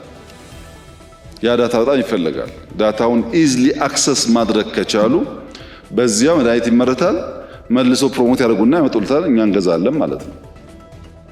እና ዲጂታላይዝ ማድረግ ሞደርን ማድረግ በጣም በጣም አስፈላጊ ነገር ነው። ጅማሮች አሉ፣ ግን እንሰራበታለን። እናንተ ማግዙ። ዘሆል ሲስተሙ ሞደርን ካልሆነ ብዙ ነገር ሉዝ እናደርጋለን። የጤና መድህን አዋጅ ወጥቷል። እሱም ሰራተኞች እዛ ውስጥ አካቷል። ጥያቄው ተነስቷል፣ ግን መልስ የተሰጠው ጉዳይ ስለሆነ በህግ ፕራክቲስ ላይ ችግር አለ ተብሏል። እሱ ይጀመራል። እዛ የምትታከሙበት መንገድ የመለሰ ነው ህጉ። ኦልሬዲ ሐኪሞች በህጋዊ መንገድ ሕክምና ቢያገኙ የመንግስት ፍላጎት ነው። አዋጅ ጸድቋል። እንተገብራለን። እሱ እንተገብራለን። ማህበረሰብ የጤና መድህን ልክ እንደ ፖለቲካ ስራ ነው። ያስፈልጋቸዋል ግቡ እየተባለ ተቀስሶ የሚሰራ ስራ ነው እንጂ ሰው ሲታመም የሚሰማው ነገር ጤነኛ በሆነ ሰዓት አያስበውም። ያም ሆኖ 38 ሚሊዮን ሰው ነበረ የጤና መድህን ተጠቃሚ። ስንት ነው አሁን? 63 ሚሊዮን ደርሷል። ያን ማስፋት ነው፣ ከቨሬጁን ማስፋትና ሰዎች ሲታመሙ ከገንዘብ ጋር ሳይያያዝ መተው ታክመው ኢንሹራንሳቸው ዲል እንዲያደርግ ማድረግ ያስፈልጋል። የቁጥጥር አቅማችን በሚመለከት አንዱ ችግር መድኃኒት ያልሆኑ ጎጂ ነገሮች መድኃኒት ተብለው ኢትዮጵያ ውስጥ ወደ 14% ገደማ ይደርሱ ነበር የኢሌጋል ሜዲሲን የሚሰራጨው። ቁጥጥር ሲደረግ አሁን ወደ 6 ዝቅ ብሏል። አሁንም አለ ግን ዝቅ ብሏል። አሁን ሁላችሁም ክፍያ ያንሳል፣ ሰርቪስ ፊ ያንሳል ብላችኋል። ማህበረሰቡ ጋር ደግሞ ብንሄድ ውድ ነው ነፃ ይሁን ይላል። ሁላችሁም ታክስ ይቅር ብላችኋል። ታክስ ይቅር፣ ደሞዝ ይጨምር። ከየት ነው የሚጨምረው ደሞዝ? ታክስ ካልተሰበሰበ ፌዴራል መንግስት ነው የሚሸፍነው ይላሉ ክልሎች። ከየት ፌዴራል መንግስት ከየት ያመጣል? ምንጮቹ እኮ ማወቅ አለብን። ኢትዮጵያ ውስጥ ኦልሞስት ሁሉም ክልል ከፌዴራል የሚደጎም እንጂ ለፌዴራል በቅቶት የሚያፈስ አንድም ክልል የለም። ለኛ የሚያስፈልገው ከበጀት አንጻር ሳይሆን ፕራይቬት ሴክተር እያጠናከርን የሕክምና ኢንፍራስትራክቸር አሁን ችግር የሆነበትን መንገድ በስፋት እና በፍጥነት እየፈታን ከሄድን ብዙ አጀንዳ አይሆንም። ብዙ ሙያተኛ ነው ያለን። እያንዳንዱ ሰው ደግሞ የራሱ የሆነ ተቋም እየፈጠረ ከሄደ ከክፍያ ጋር ያለው ነገር ፌር እየሆነ ከሄደ እኛ እንደ መንግስት ከ20 ሺህ ላይ ተቋማት አሉ። በእነሱ ዝቅተኛ ገቢ ያላቸውን ሰዎች ካገዝን ይቀንሳል ችግሩ ማለት ነው። ይቀንሳል ችግሩ። ሁለት ምርጫ ነው ያለን። በምግብ ሶቨርኒቲ ኢትዮጵያ ማረጋገጥ አለባት የሚለው ስራ ባለፈው እንዳነሳሁት ማክሲመም 2 ዓመት ነፃ እንወጣለን በምግብ ማክሲመም 2 years። ስንዴ አንፈልግም ከሰው ማለት ነው። ልክ እንደዛ በመድኃኒት ነፃ መውጣት አለባት ኢትዮጵያ ብለን ወስነን ማድረግ አለብን። ወስኜ አይደለም ወስነን እየለመንክ በዛ አነሰ ምናምን ዋጋ የለውም። ለማኝ ነው የተሰጠውን ነው የሚወስደው። 1 ብርም ይሁን 25 ሳንቲም ወስዶ እግዚአብሔር ይስጥልኝ ነው የሚባለው። ከልመና ነፃ ለመውጣት ግን መወሰን አለብን እኔና እናንተ። ለዛ ነው ፋውንዴሽናል ስራዎች ኢትዮጵያ ውስጥ መሰራት አለባቸው ተብሎ የሚታሰበው። ካንሰር በሚመለከት አሁን 5 ሴንተር ደርሰናል። ኬሞቴራፒ ግን ከ30 በላይ ናቸው። እየሰፋ መጥቷል። ኢትዮጵያ ውስጥ 33 ገደማ ደርሷል። እዚህ የኔና የናንተ ኮሚትመንት ውሳኔ መሆን ያለበት የሁሉ ነገር መሰረት ደህንነት ነው። እሱን እንዴት አድርገን እንቀይረው? ቢያንስ ልጆቻችን ከእንደዚህ አይነት መከራ እንዲወጡ ካላልን በቀር የተሟላ ነገር ምላሽ መስጠት ያስቸግራል። ይሄ ሴክተር ላይ ያለን የሰራነውንና ሴክተር ላይ ያለውን ለማመላከት ነው። ወደ እናንተ ጥያቄ ግን ስመጣ በ3 ማዕቀፍ ብናየው ጥያቄዎቻችሁን፣ አንደኛ ከሙያ ግዴታ አንጻር አንድ ሰው ሐኪም ሆናለሁ ብሎ ሲመርጥ ካለበት ግዴታ አንጻር፣ ሁለተኛ ከህግ አንጻር፣ ሶስተኛ ከማህበረሰብ መሪነት አንጻር ነው መታየት ያለበት። የማህበረሰብ መሪ ሲባል ቅድም እንደተባለው እኔ አይመስለኝም። እኔ ባደኩበት አካባቢ ትናንሽ ትራዲሽናል ኖሃው ያላቸው ሰዎች፣ የሚያዋልዱ ሰዎች፣ ወጌሻዎች በጣም የተከበሩ ናቸው። አስታራቂ፣ አራቂ፣ መንገድ አመላካች ሰዎች ናቸው። እንደ ቀላል ሙያ የሚታይ አይደለም። እናንተ እኮ ውድ ናቸው። አሁን ነው እንጂ ዶክተር በየቦታው የሚሰማው አልነበረም። ማህበረሰቡ እንደዛ የሚያረክስ አይመስለኝም። አብዛኛው በሽተኛ ግሬትፉል ይመስለኛል። አብዛኛው በሽተኛ በእናንተ እጅ ብዙ ሰው ድኗል። ብዙ ያለቀሱ እንባዎች ታብሰዋል። ዝም ብሎ ማራከስ ትክክል አይደለም እና ማህበረሰቡ የእናንተን ሮል ይዘነጋል ብዬ እንደዛ አላስብም እኔ። ነገር ግን ጥያቄዎች የሚቀርበው ነገር ትክክል መሆኑ ብቻውን በቂ ነው ወይ? የሚቀርበው ነገር ትክክል ሆኖ የሚቀርብበት መንገድ ስህተት ከሆነ ድምሩ ትክክል አይመጣም። ጥያቄው ትክክል ቢሆንም የምንጠይቅበት መንገድ ትክክል ካልሆነ ይበላሻል። እኔ ኢትዮጵያ ውስጥ ሐኪሞች ለምን የደሞዝ ጥያቄ አነሱ ብሎ የሚያስብ ሰው አለ ብዬ አልገምትም። ብትጠይቁ ምን ይገርማል። ግን ጥያቄው ለምንድን ነው እንደዚህ እንደ ጦርነት የሆነው የሚለው ጉዳይ ደግሞ አስቡበት እናንተ። የጤና ሴክተር ችግር እንፍታ ብለን ጤናማ መንገድ ካልተከተል የጤና ሴክተር ችግር ፈቺ ሳንሆን ችግር የምናባብስ ነው የምንሆነው። በአንድ በኩል አንዳንድ ስራዎች ተሰርተዋል ኢትዮጵያ ውስጥ ሳይንስ ሙዚየም፣ ኮሪደር። ስለዚህ ይቻላል የኛ ሚቀየር የሚለው እሱ የትግላችን ፍሬ የድካማችን ፍሬ ነው። እንኮራበታለን። እንኳንም ኢትዮጵያውያን ይቻላል ማስተው ጀመሩ። ትናንትና አይቻልም አትንኩ እንዳለን እንቀመጥ እንቆሽሽ ነበር። አሁን ደግሞ የለም ተችሏል እኛንም ይንካን እኛም እንቀየር ከሆነ በጣም ትልቅ እድገት ነው። ኔጌቲቭ ላይ አይታይም። ያ ግን ኦቨርናይት ደግሞ እንደማይመጣ አብሮ ማሰብ ያስፈልጋል። በድምሩ በጤና ሴክተር የነበረው ጥያቄ የእናንተ ነው። የደሞዝ፣ የጥቅማ ጥቅም፣ የቤት መሰል ጥያቄዎች የእናንተ ናቸው። የመፍትሄ መንገዱ ግን የእናንተ አይደለም። ተነጥቋል እንደተባለው ደሞዝ ወስደው የማያውቁ ሰዎች የነዱት ጥያቄ ነው። ሰርቪስ ሰጥተው ማዳን አይደለም፣ ማዳን ከባድ ነገር ነው። ቤዚክ ሰርቪስ ሰጥተው የማያውቁ ሰዎች የነዱት ጥያቄ ነው። ሐኪም ሰርቪስ ሰጪ ሆኖ ሰርቪስ ሰጥቶ የማያውቅ ሰው የሱን ጥያቄ ወስዶ እንዲነዳ ከፈቀደ ተበላሽ፣ ማንም አይሰማውም ማለት ነው።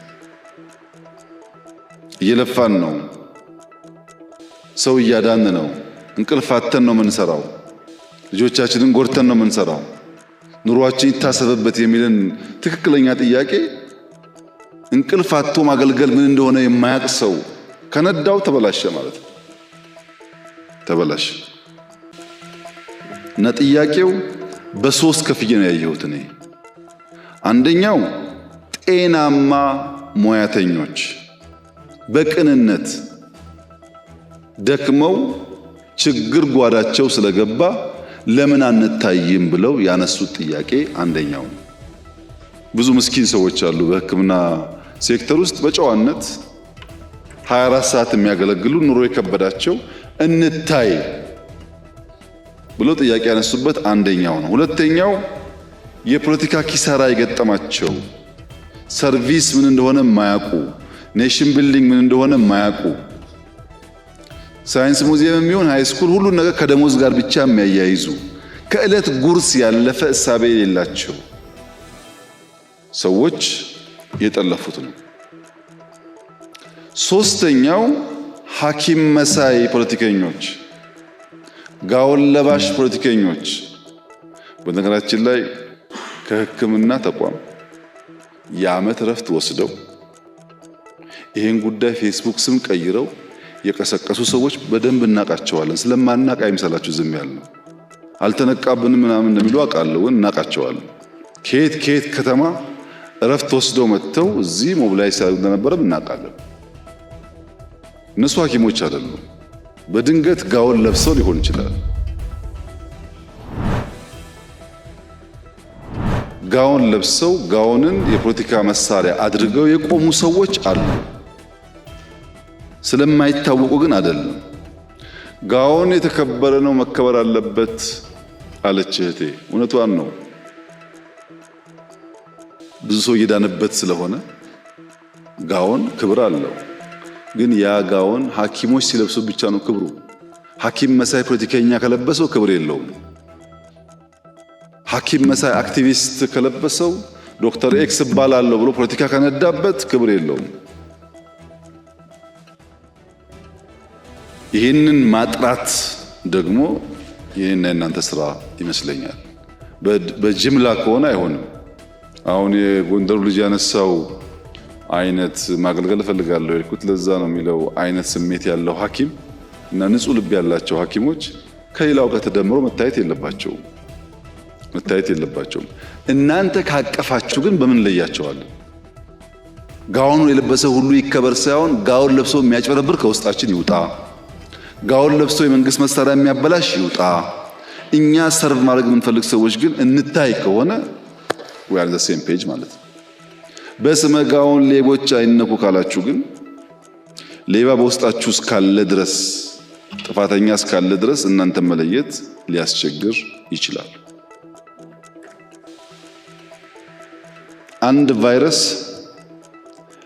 ወደ ሰው ልጅ ገብቶ ጥቃት ለመፈጸም የመጀመሪያ እንቅስቃሴው መግቢያ መንገድ ነው። ዋናው ትግል ተሳክቶለት በሆነ መንገድ ከገባ በኋላ የት መለጠፍ እንዳለበት ያውቃል። እንደምታውቁት ቫይረስ ቤትም ቦታ አይቀመጥም። ፈልጎ ሴሎች አካባቢ፣ ቫይታሚን የሚገኝበት አካባቢ፣ ምግብ የሚገኝበት አካባቢ ይለጠፋል። ከዛስ የምግብ ኮርሱን ቀይሮ ይሻማል። ከተሻማ በኋላ ያ ጤናማ የነበረው ሰውዬ ዘሆል አካሉ ይንቀጠቀጣል፣ ያተኩሳል፣ አዳዲስ ምልክቶች ይታያሉ። ከውጭ ለመግባት ጥረት ካደረገ በኋላ የት ቦታ እንደሚለጠፍ ያውቃል።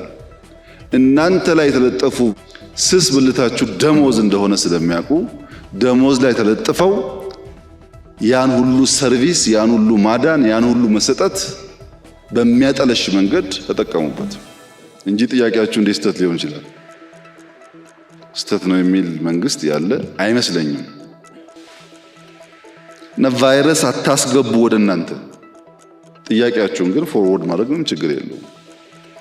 ስናከብራችሁ ስታከብሩ ጥያቄያችሁን በስሜት ሳይሆን በምክንያት ማስላት ሲጀመር ተቆንጥሮም ቢሆን ይደረጋል።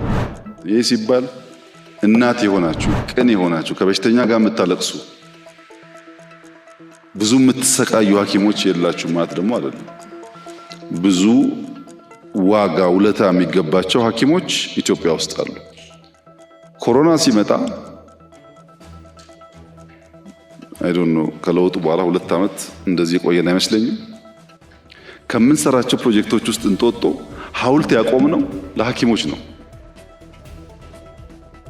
ቅድም እንደተባለው ሰው ለማዳን ቤተሰቦቻቸውን በትነው ራሳቸውን ችግር ላይ ጥለው ዋጋ የከፈሉ ሰዎች ስላሉ እነሱን እናስታውስ በሚል ነው ሐውልት የተቀመጠው። ይሄ ሁላችሁም ታውቃላችሁ። የት ሀገር እንደዚህ እንዳደረገ አላውቅም። እሳቸው እንዳሉት ነው። በጣም ብዙ ጀግና ሐኪሞች አሉ። ብዙ ሰው አድነው የሞቱ አሉ። ስለነሱ መሰማት ብቻ ሳይሆን ማስታወሻም ተቀምጦላቸዋል። ቤተሰቦቻቸው በሚመለከት የተነሳው ችግር ደግሞ አንድ በአንድ ማየት ያስፈልጋል። አንድ በአንድ ጤና ጥበቃ እያየ መፍትሄ ይፈልጋል። ምክንያቱም ያ ሰው ሀገር ሲያገለግል ህዝብ ሲያገለግል የደረሰበትን መከራ ቸልካን ነገ ደግሞ ሌላ ጀግና አይፈጠርም ማለት ነው። እና የኮሚትመንት ችግር የለም፣ የኢንፎርሜሽን ችግር ሊሆን ይችላል እንጂ ኮሚትመንት ላይ ብዙ ኢሹ የለም። አሁን የኢኮኖሚክ ሪፎርሙ ኢንፍሌሽን አመጣ ለተባለው እኔ የጠበቅኩት ከዛ በላይ ነው። ባይዘው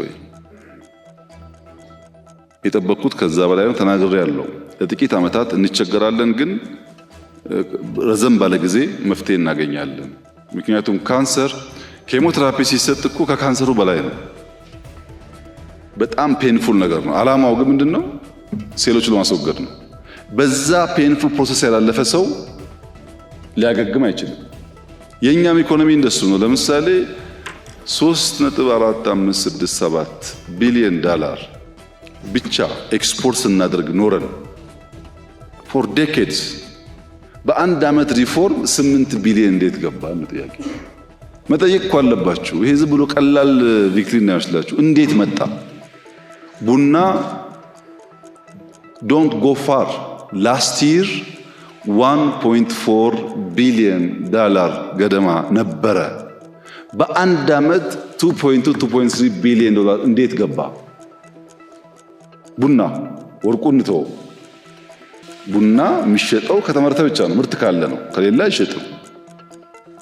ህዳሴ በአፍሪካ አንደኛው የሆነ ግድብ 5 ቢሊዮን ዶላር ገደማ ኢንቨስት እያደረግን አናዘር 3 ቢሊዮን ዶላር ገደማ ኮይሻ እናደርጋለን። 10 ቢሊዮን ዶላር ኢነርጂ ላይ ኢንቨስት የሚያደርግ የአፍሪካ ሀገር አንድ በአንድ አይደለም ተደምሮ አታገኙም፣ የለም። ይሄን እናንተ መንቃት አለባችሁ። እነዛ ኢንቨስትመንቶች ናቸው ዋናውን ድህነት የሚያጠፉት። እነሱን ካልፈታን በቀር ደሞዝ ለሐኪም ወይ ለመምህር ጨምረህ ሐኪሙ መኪና መግዣ ገንዘብ ኖሮት መንገድ ካልተሰራለት ዋጋ የለም። ፋውንዴሽናል ነገሩ በጣም አስፈላጊ ነገር ነው። እሱን ሐኪሞች መገንዘብ አለባችሁ። ሕክምና ተመልሶላቸዋል። ቤት በሚመለከት በአብዛኛው ክልሎች ተወያይተናል። አብዛኛዎቹ ይሰጡም አሉ፣ የቀሩትም ይሰሩበታል። አዲስ አበባ አካባቢ ላይ የተጀመረ ነገር አለ፣ በዛ ይቀጥላል። አቴ ታይም 500,000 ሰው የቤት ባለቤት እናደርጋለን ብለን ብናወራ አንችልም። እንፈልጋለን ግን አንችልም። ቀስ ቀስ እያልን ግን እናደርጋለን። እናንተ ለ10 ሰው ለ20 ሰው ሲደረግ በቃ ተስፋ እያደረጋችሁ መፍጨርጨር መልፋት ይመጣሉ ማሰብ ጥሩ ነው። እኛም የእናንተን ፊድባክ ሰብስበን እንነጋገርበታለን። ለምሳሌ የቦታ ዝውውር ጉዳይ የተነሳው በተለይ ከኮስት ሼሪንግ ጋር ተያይዞ እኔ ምንም የፌርነስ እንትን አላየሁበትም። ሰርቭ ማድረግ አለባቸው። ሰውየው ከጎንደር ወጥቶ ጎንደር ሰርቭ ማድረግ አለበት። ጎንደር ግን እንደመያዣ ተጠቅሞ መሆን ግን ትክክል ነው ብዬ አላስብም። በግሌ እኔው ለምን እንደዛ ነው አልገባኝም። አንዳንድ መመሪያዎች፣ አሰራሮች በእኛ ቢወጡ የተባለው መመሪያ ሁሌ የሚወጣው በተቋማችሁ ነው። ሁሌም አዋጅ የሚያወጣው ፓርላማ ነው። ካቢኔ ሊያወጣ አይችልም። እኛ ደንብ ነው የምናወጣው። መመሪያ ደግሞ የሚያወጣው ተቋማችሁ ነው። ለምሳሌ ሲቪል ሰርቪስ ብዙ አጥንተን ጂኤጂን የሰራ ነው። ሕክምና ሙያተኞችም አሉበት። ምንም ፕሮብለም አላይበትም። በጂኤጂ ምንም አላይበትም። ችግር ያለው እሱም ፕሮፐርሊ ስራ ላይ ማዋል ላይ ነው እንጂ ሂደቱ ብዙ ችግር ያለው አይመስለኝም። እዛም ላይ ግን ችግር ካለ ሲስተር እንዳነሳችው አሉ ሙያተኞች። አሁንም ሚኒስትሮቹ ስላሉ ገብተው የሚስተካከል ነገር ካለ ማስተካከል ይቻላል። ግን ለጤና የራሱ ኮሚሽን፣ ለዩኒቨርሲቲ የራሱ ኮሚሽን፣ ለወታደር የራሱ ኮሚሽን ካል ተቋምን ቀንስ ወጪን ቀንስ እያል ሌላ ቢሮክራሲ እየጨመርን ብንሄድ መልሶ የሚጎዳው ሁላችን ነው እና ትንሽ ኮንሽስ ሆነን እንሂድ። ሐኪሞች የሚቸገሩበት፣ ሐኪሞች ስለደሞዝ ጥያቄ የሚያነሱበት ኢትዮጵያ እንዳትፈጠር ከፈለግን ፋውንዴሽናል ስራውን እንስራ። እሱን ስንሰራ እኔና እናንተ ኢትስ ኦኬ እንቸገር፣ ልጆቻችን ግን አይቸገሩ። ሐኪሞች እውነት ለመናገር ብዙ ነው ከእናንተ የሚጠበቀው። እናንተ ላይ ያለው ተስፋ እንድታከሙ ብቻ አይደለም እንድታነቁ ነው። ሰው ዛፍ ሲተከል ለምን ሲባል ያስፈልጋል ዛፍ ለጤና። ውሃ ሲጸዳ ለምን ሲባል ውሃ ያስፈልጋል ለጤና። ወክወይ ሲሰራ ለምን ሲባል ያስፈልጋል ሰው በእግሩ መሄድ አለበት ብላችሁ ካላገዛችሁን እናንተ ማን ያግዘናል? ልክ እናንተ ደሞዝ አንዳንድ ጥያቄ እንዲመለስ እንደምትጠብቁት እኔ ደግሞ እናንተ ሰው እንድታነቁ ፖሊሲዎቻችን ተገንዘባችሁን እንድታስገነዝቡ እንድትረዱን በጣም ነው የምጠብቀው። ይሄ ከተባበርን ይቀየራል። ተስፋዬ ምንድነው? አይ ኢትዮጵያውያን ገብቷቸዋል፣ ጨክነዋል፣ በጋራ ሆነው መለወጥ ይፈልጋሉ፣ ቻሌንጁን አንደርስታንድ አድርገዋል፣ ፕሮብለም አፕሪሺየት ያደርጋሉ ከተባለ ችግር የለም 24/7 እንሰራለን። እና ሰብሰብ ትንሽ ጨከን ትንሽ ደግሞ አንደርስታንድ ለማድረግ መሞከር። ይሄ በእናንተ በኩል አለ፣ በእኛ በኩል በእኛና በሕክምና ሴክተር ሙያተኞች መካከል ሁልጊዜ የሚያስፈልገው ትብብር ነው። እናንተም ሰው ለማዳን እኛም ኢትዮጵያን ለማዳን ነው የምንሰራው። ሌላ መንገድ እኮ የለውም። በዚህ ስፕሪት